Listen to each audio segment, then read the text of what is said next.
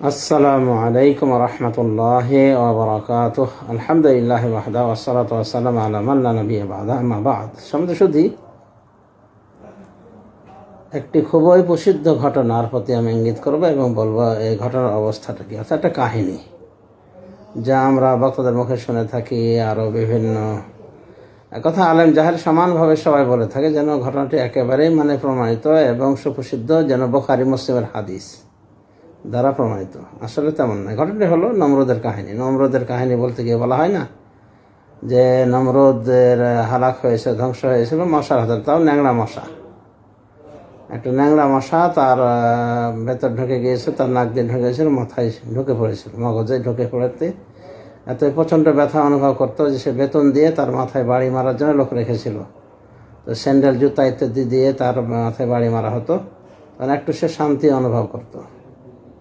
তো এক কথায় অনেক রংচং দাহাজের ভিতরে। তো যা হোক, মূল ঘটনা তবারিতে রয়েছে, তারিখে তবারি, অর্থাৎ ইমাম তবারি ইবনে জারির তাবারি রহমাতুল্লাহ আলাইহির তারিখের কিতাব যে রয়েছে, সেই তারিখের কিতাবে রয়েছে ঘটনাটি কম বেশি। তো এত বেশি তো নাই যে ওই জুতা মারা হতো আগে, তারপরে এ হতো সে হতো, আগে কিল ঘুষি লাথি ইত্যাদি অনেক কথা বলা হয়ে থাকে না, এবং শেষ পর্যন্ত তার মাথাটা উড়ে যায়, মাথা খুললে ফেটে উড়ে চলে যায় এই পিটনের চোটে। তো এবং এই অবস্থায় 400 বছর সে ছিল বেঁচে। তো এই ছিল শেষ পরিণতি, যে নিজেকে আল্লাহ বলে দাবি করেছিল এবং ইব্রাহিম আলাইহিস সালামের সাথে তর্ক করেছিল, বলেছে আনা ওয়াহী ওয়া আমিত, আমি জিন্দা করতে পারি, আমি মৃত্যুদান করতে পারি। তো এর শেষ পরিণতি হয়েছিল এটা। বলা হয়ে থাকে যে মশার মাধ্যমে, তার ন্যাংরা মশার মাধ্যমে সে ধ্বংস হয়েছিল। তো ঘটনাটি আসলে ইসরায়েলি ঘটনা, আর এই ঘটনার সঠিক কোনো সনদ নাই। যায়েদ ইবনে আসলাম থেকে বর্ণিত হয়েছে, উনি একজন তাবিবিদ্বান। তার স্মৃতিতে সমস্যা ছিল বলে উলামায়ে মুহাদ্দিসিন উল্লেখ করেছেন। তো এ বর্ণনা তার থেকে প্রমাণিত নয় আমরা মনে করি। আর খুব জোর এই ঘটনা ইসরায়েলি কথা, এহুদ খ্রিস্টান থেকে প্রাপ্ত তথ্যের ভিত্তিতে উনি এগুলি বর্ণনা করেছেন। তো এগুলি বর্ণনার সময় আমরা সতর্ক সাবধান থাকবো যেন আল্লাহর দিকে বা রাসূলের দিকে নিসবত না করি। ঘটনা যেভাবে সেভাবে আমরা বলার পরে ইঙ্গিত দিতে পারি যে ইসরায়েলি রিওয়ায়াত, সঠিক বেঠিক আল্লাহ আলাম। তো বিশেষ করে ওই তাবারির তারিখে তাবারি তো হাক্কিক, তিনি হাসান বিন সুবহি হাল্লাক,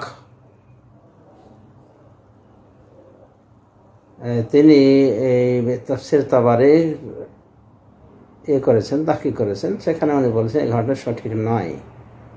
অর্থাৎ নমরুজ, যার প্রকৃত নাম হয় নমরুজ বিন কানান, যেমনটি মুজাহিদ তাবেঈ দাবি করেছেন। তো উনি বলেন যে এই মশার মাধ্যমে হালাক খাওয়ার ঘটনাটা যে বর্ণনা করা হয় এটা সঠিক নয়। দেখুন সহিহ ও দাঈফ তাবারি 6 নম্বর খণ্ড 204 পৃষ্ঠা। এই ঘটনাকে জয়ী বলেছেন একজন মুহাক্কিক এবং ডক্টর, তার নাম তো একটু আগেই বলা হয়েছে, সুবহি বিন হাসান হাল্লাক রাহিমাহুল্লাহ। তো সমাজ শুধু আমরা বুঝতে পারলাম যে যেভাবে প্রসিদ্ধি লাভ করে সেভাবে কিন্তু সঠিক নয়। এটা বলতে গেলেও আমাদের একটু বলে দেওয়া উচিত, এগুলি কোরআন হাদিসে আসেনি।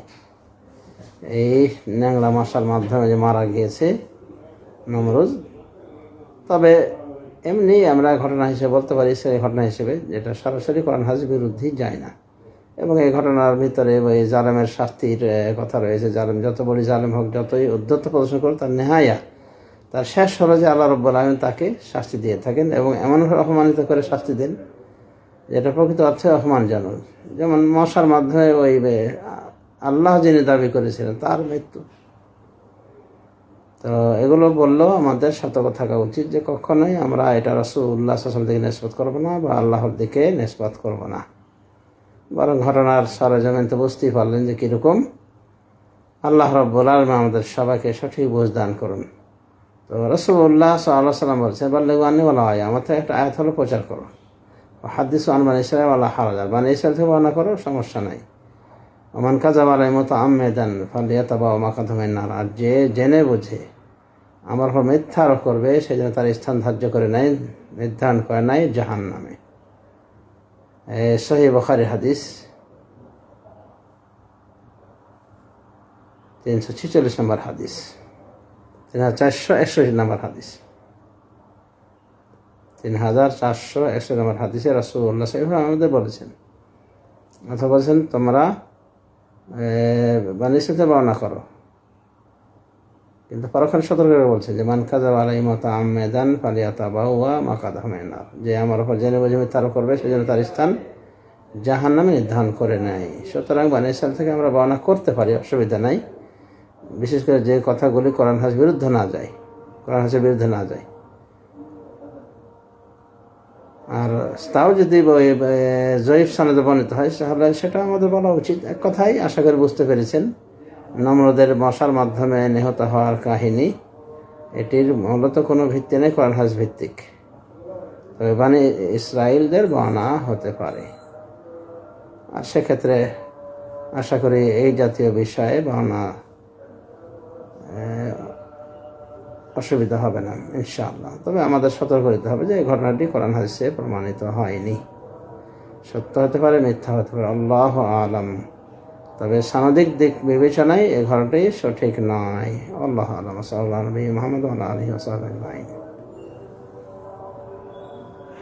ومن أحسن قولا ممن دعا إلى الله وعمل صالحا وقال إنني من المسلمين.